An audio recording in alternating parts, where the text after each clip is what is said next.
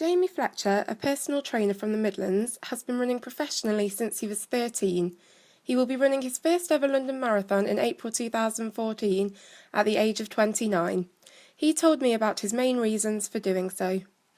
My main motivations are doing it for charity because I'm doing it for Dravet Syndrome, and it's a really rare form of epilepsy that affects, well, it starts in infancy. It can be quite seriously, potentially life-threatening. A friend's son has it, so that was probably one of my main reasons for doing it, to raise money and awareness for that charity. Basically, I run for a club called Hand Arts, and he's also a member there, so I've got to know him very well over the years, and obviously that's how I got to know about his son and that. To be honest, I did want to raise awareness about it because, as I say, you know, I've been interviewed by the Burton Mail and a local paper, and the person that interviewed me hadn't even heard of it.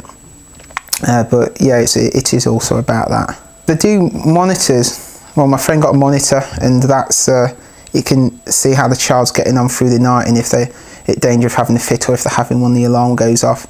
And I reckon that costs about £600, I think he said, because I had one donated to them, and hopefully if I could raise that or get near to that, then I'd be quite happy.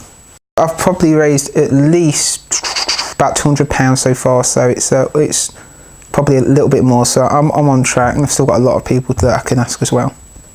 I think my biggest challenge will be just keeping on going. It's just sort of when you get to 22 miles, that is going to be the hardest part, because you're very tired, and obviously you're taking on energy and like drinks and that, but it gets to a point where you can't take on anymore, and your muscles are just start to tighten up, and it's just keeping on going. I was deciding what training plan to do, and I come across this advanced marathoning book by a guy called Pete Fitzinger.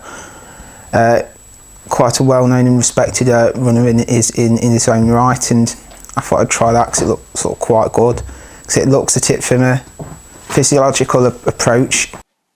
Jamie also told me his goals for the marathon and who would be there on the day cheering him on. I didn't want to set my goals too high for a first one.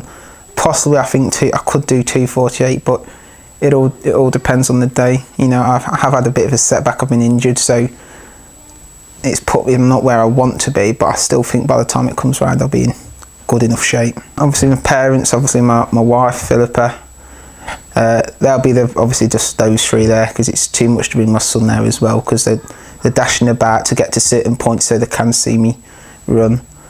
So, does Jamie want his son to follow in his footsteps?